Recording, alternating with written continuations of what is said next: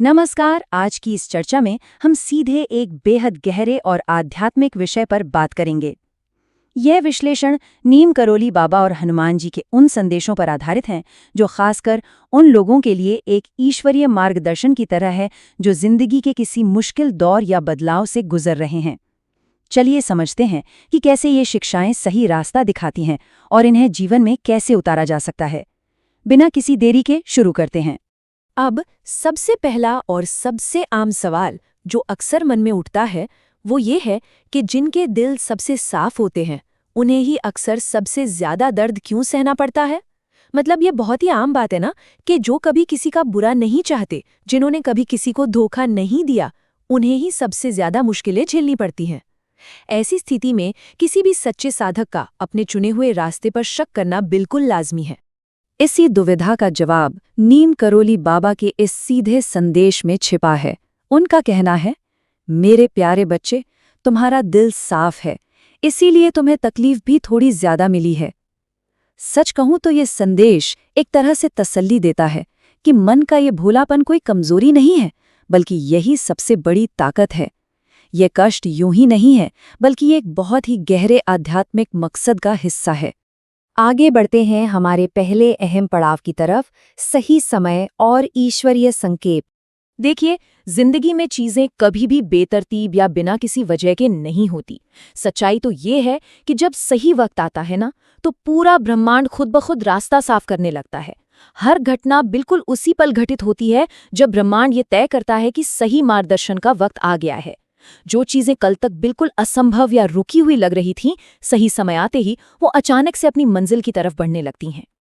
और इसके कुछ बहुत ही सूक्ष्म संकेत भी मिलते हैं, जैसे अचानक से कोई फैसला लेने में बिल्कुल स्पष्टता आ जाना, किसी पुराने अधूरे काम को पूरा करने की अचानक से एक बेचैनी सी होना, या फिर किसी पुराने दुख से अचानक राहत मिल जाना।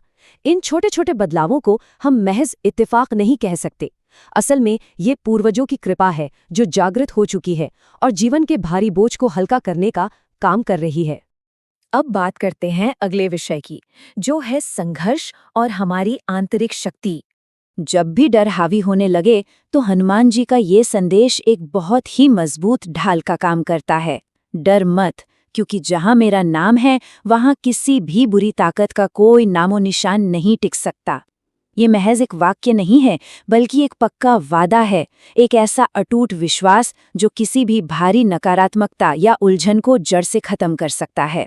ये बिल्कुल एक अभेद्य सुरक्षा कवच की तरह है। इसी से जुड़ा एक और पहलू है अकेलापन। जब कोई खुद को दुनिया से बिल्कुल अलग थलग महसूस करें, जब लगे कि कोई समझ नहीं रहा है और फिर भी वो अंदर से टूटे नहीं, तो इसे एक बहुत बड़ी जीत माना जाता है। बिना बिखरे उस गहरे अकेलेपन के दौर से बच निकलना ही असली सफलता है, और यही एक मजबूत आत्मा का सबसे बड़ा सबूत भी है। चलिए अब रुख करते हैं कर्म और धैर्य के मार्ग की ओर। हम सब जानते हैं कि सच्ची सफलता का कोई छोटा रास्ता नहीं होता। एक तरफ वो शॉर्टकट का भ्रम है जो तुरंत नतीजे तो दिखाता है, लेकिन इंसान को बिल्कुल गलत रास्ते पर ले जाता है। और दूसरी तरफ है कर्म की असली ताकत, यानी लगातार की गई कड़ी मेहनत जो हमेशा टिकने वाली सफलता दिलाती है। जो चीज पसीने और मेहनत से कमाई जाएगी, सिर्फ वही लंबे समय तक साथ निभाएगी। और इस सफलता की शुरुआत बहुत ही बुनियादी चीजों से होती है, जैसे कि समय पर उठना, कामों को कल पर टालने की आदत छोड़ना और अपने लक्ष्य पर पूरी तरह से ध्यान लगाना। क्योंकि देखिए, सफलता के लिए आलस्य को हराना सबसे जरूरी है। जब खुद अपना पहला कदम उठाया जाता है, तभी ईश्वरीय कृपा काम करती है और आगे का रास्ता खुद ब खुद बनने लगता है। हमारे इस विश्लेषण का अगला हिस्सा है बदलते रिश्तों का सच।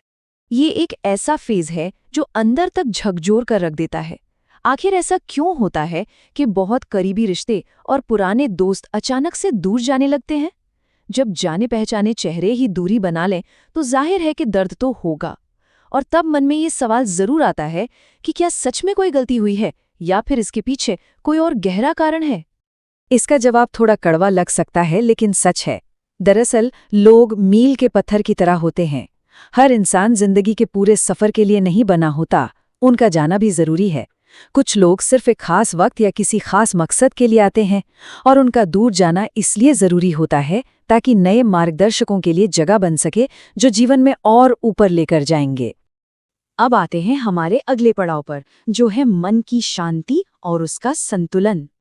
जब पुराने लोग जाते हैं तो एक खालीपन सा महसूस होता है, लेकिन इस शून्य से डरने या भागने के बजाय उसे अपनाना चाहिए। हर दिन थोड़ा वक्त निकालकर मौन में बैठना, अपने अंदर की आवाज़ सुनना और बाहर के भटकाव से दूर रहना बहुत ज़रूरी है। ये जो अचानक से खालीपन लगता है ना, ये असल में खुद के असली स्वरूप से मिलने का एक बहुत ही अहम मौका है। दुनिया भर में जो जवाब हम ढूंढ रहे होते वो यहीं मिलते हैं। इसीलिए मन का स्थिर होना बेहद महत्वपूर्ण है। हनुमान जी कहते हैं, मन को स्थिर रखो। जब मन शांत होता है तभी सही रास्ता दिखाई देता है। जाहिर सी बात है, अगर मन अशांत है या बिखरा हुआ है तो सामने खड़े सुनहरे मौके भी हाथ से निकल जाएंगे। सही अवसरों और सच्चे ईश्वरीय आशीर्वादों को पहचानने की इकलौती चाबी हमारा अपना आंतरिक संतुलन ही है। और यह संतुलन हमें ले जाता है हमारे आखिरी हिस्से की ओर, नई शुरुआत और ईश्वरीय कृपा। विकास या ग्रोथ को देखने का एक बहुत ही गहरा नजरिया है, बिल्कुल उस बीज की तरह जो मिट्टी के नीचे चुपचाप अपना काम कर रहा होता है। भले ही बाहर से सब कुछ एकदम थमा हुआ या रुका हुआ क्यों न लगे, अंदर ही अंदर सतह के नीचे एक बहुत बड़ा विकास हो रहा होता है। ये विकास पुरानी संघर्षों और आज की दृढ़ता से ही पोषित होता है।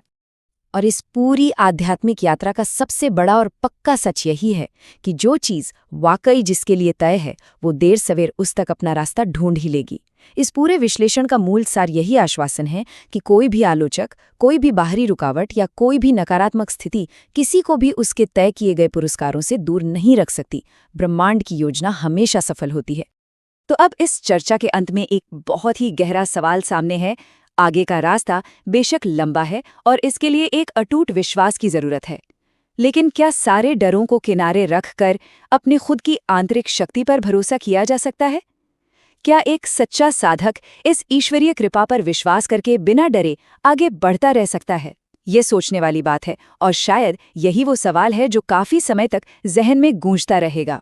आज के इस विश्लेषण में हमारे साथ जुड़ने के लिए बहुत बहुत धन्यवाद।